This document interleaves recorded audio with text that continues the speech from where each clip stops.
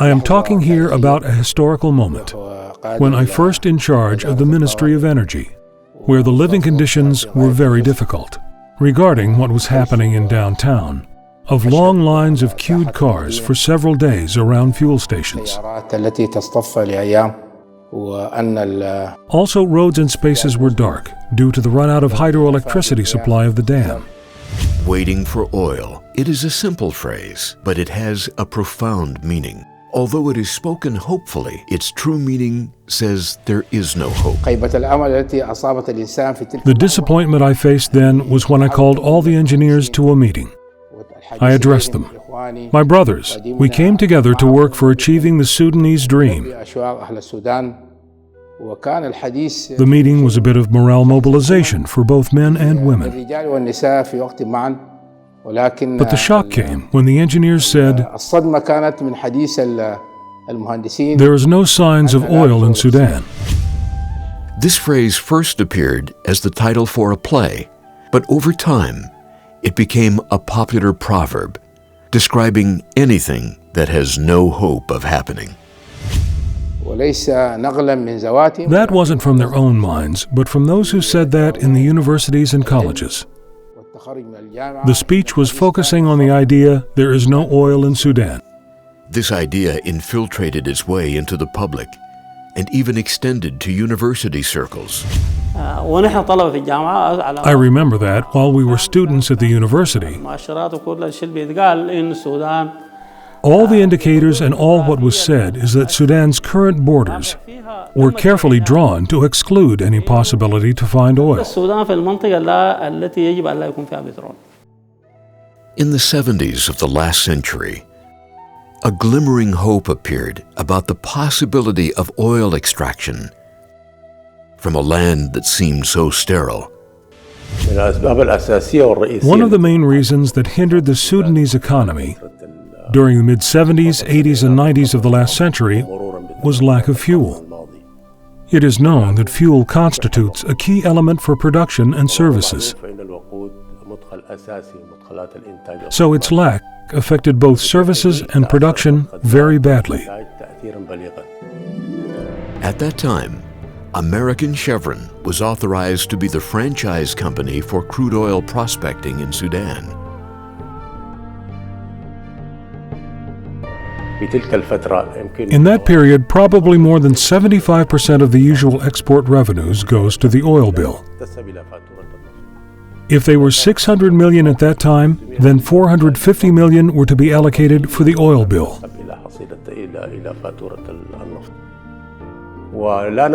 And we must not forget that the oil constitutes a large proportion of the external debt. This forced the country to lose a lot of its credibility.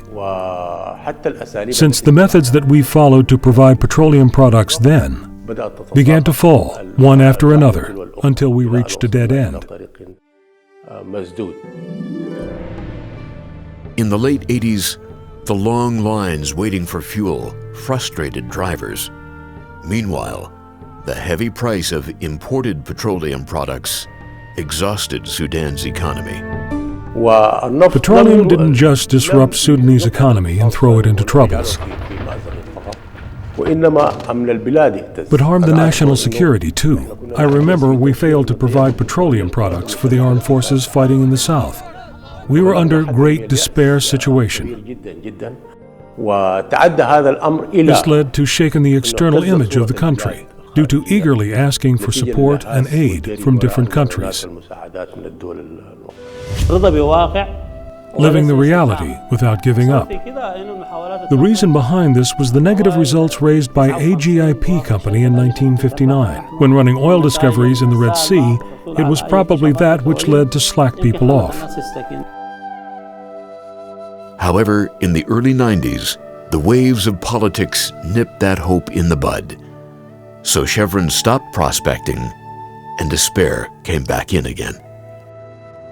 We wish that Chevron would have returned again to resume work, or any major foreign corporation to work in Sudan.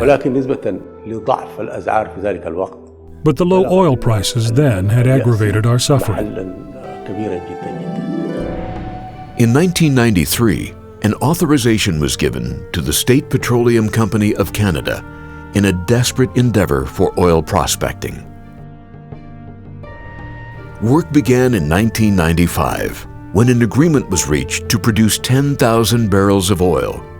And to celebrate that milestone, a celebration on June 30th, 1996.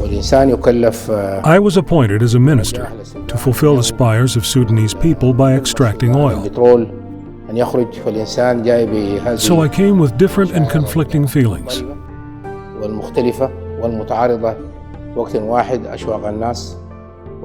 People's aspirations and the response of conditions.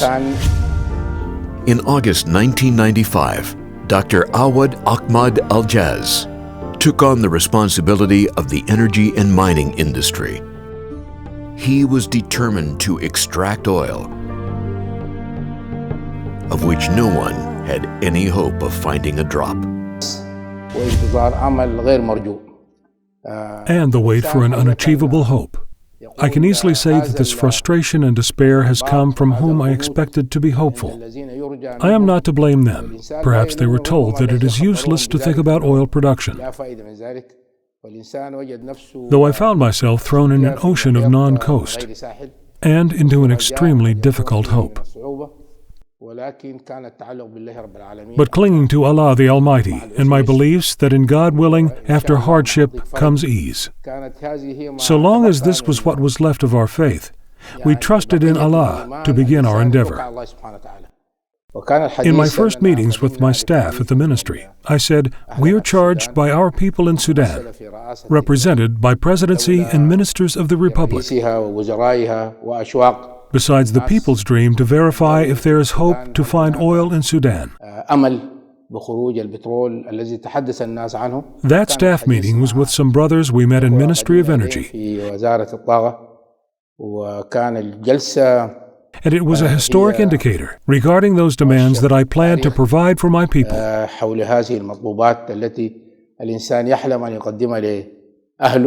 Despite prudence and fear. The first steps were taken on a journey surrounded by danger, but the minister made firm promises to handle the difficulties and obstacles which the worried company would face.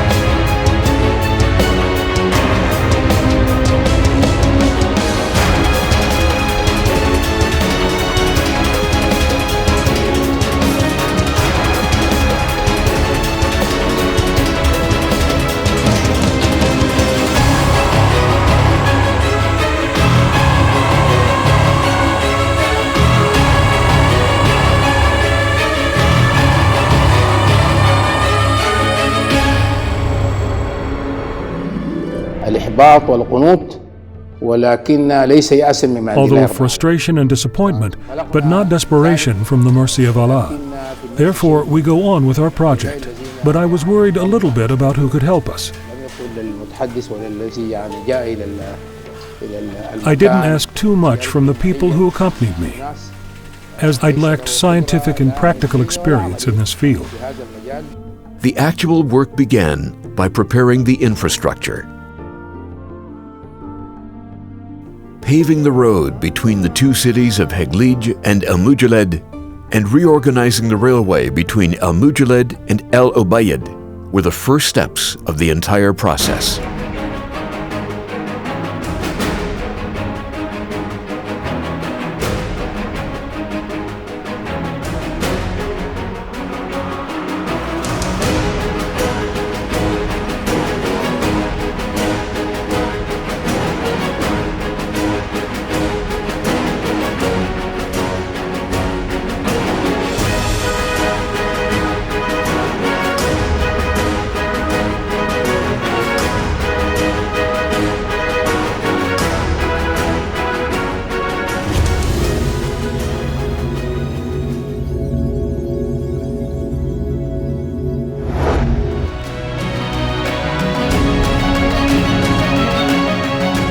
The area of Abu Quraysh, north of Al Ubaid city, was chosen to be the location for the new refinery.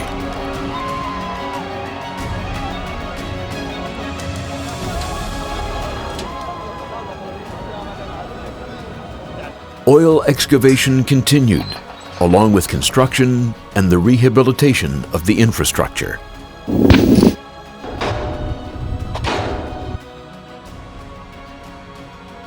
After much work and many risks, and several ministerial visits to motivate the workers, everything was nearing completion. The finish was very close, and everyone was preparing for the big occasion.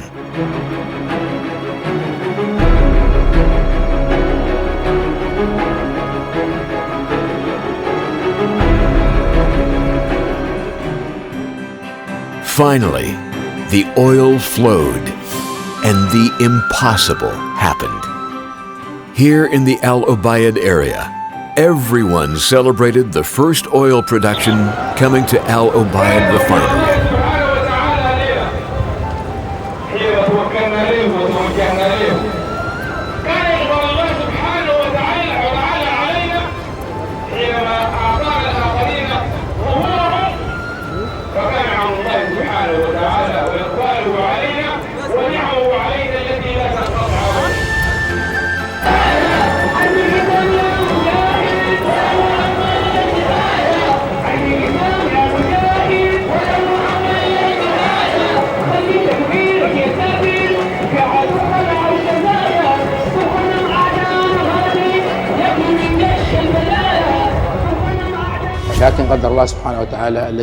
It's the will of Almighty Allah, who gets a pure, palatable milk out of obscenity and blood for drinkers.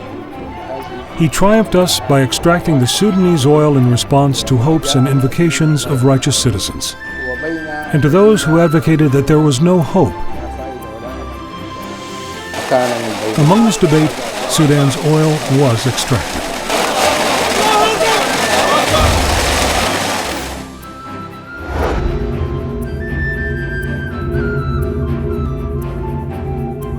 This humble beginning was the starting point of a huge project. The ambitions were endless, and the needs of the country were more demanding. The ministry was determined to produce more than 150,000 barrels per day in the first stage. The ministry opened the gate for all major global corporations to invest in the future.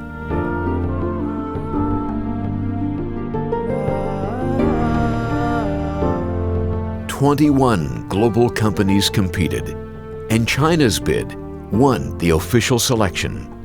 After extensive consideration and negotiation, quotas were distributed between the following companies: China Petroleum Corporation, CNPC, at 40%, Malaysian Petronas Company at 30%, State Petroleum Canada at 25%, Sudabet Company Limited at 5%.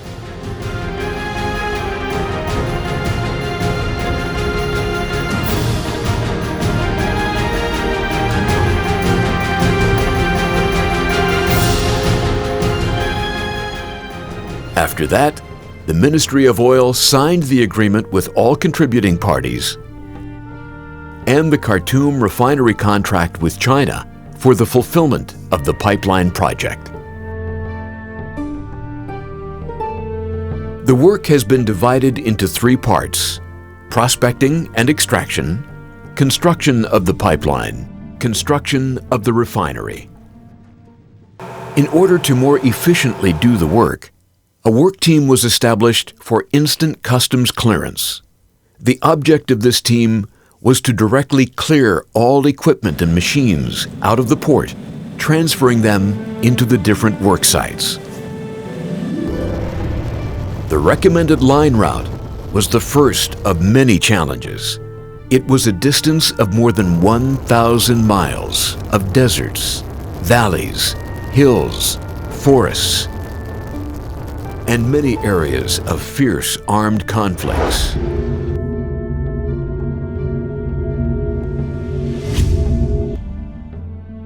The rivers flooded the road of Port Sudan near the El Kadambalia area. That led to downed pipelines between the harbor and the work sites. Those same floods impeded travelers and their families who were going to Port Sudan for departure. However, the road was repaired by local contributions. Travelers continued their way east, and the pipelines moved westward.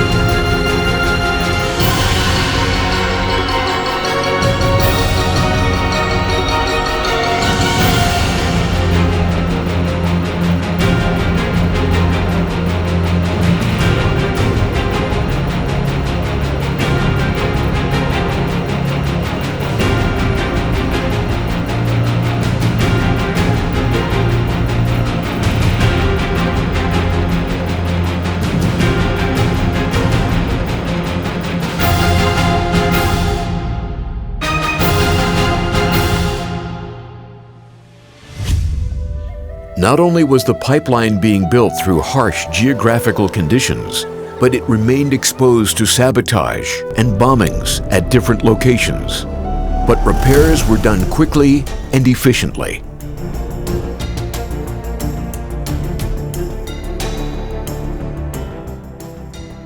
But despite the risks and difficulties, the work throughout all locations continued smoothly. Workers represented different nationalities, had different job specialties, had different specific talents and job ranks. But all the workers shared one goal: to complete the project according to specifications and by the deadline.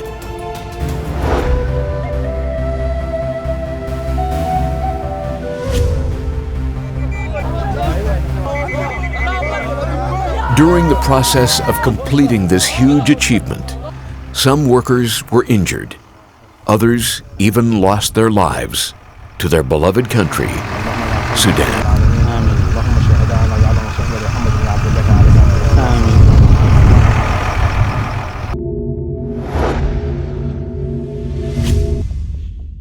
Khartoum Refinery, the third triangle of Sudan black gold.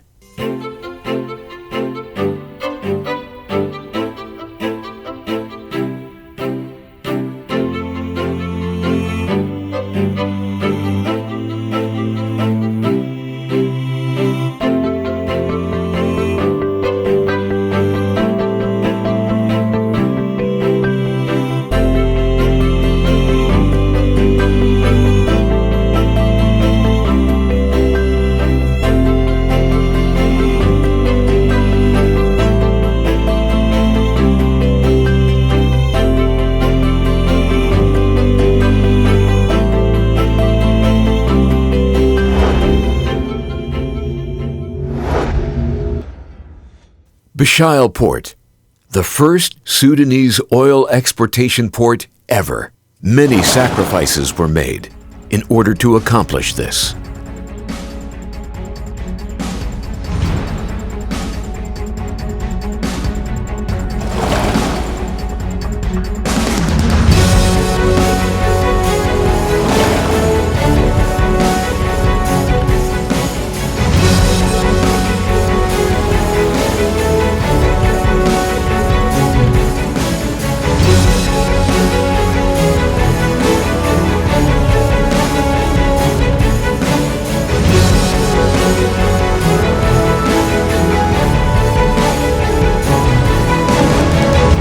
Finally, after long, hard work, full of danger and extreme difficulties, the project faced some obstacles, but each one was overcome quickly.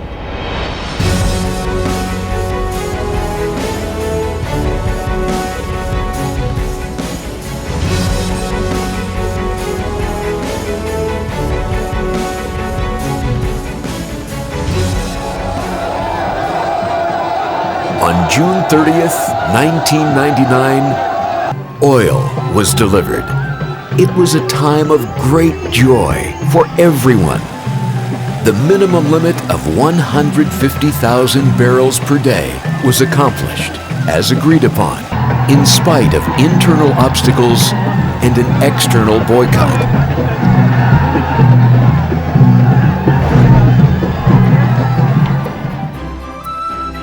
Afterwards, oil flowed through the pipeline to the Bashal port, where it filled the first exploration tank from Sudan. With solid determination and faithful hard work, surrounded by many dangers and difficulties, Sudan oil broke out. Waiting for oil was no longer an impossible fantasy dream. The impossible became a reality.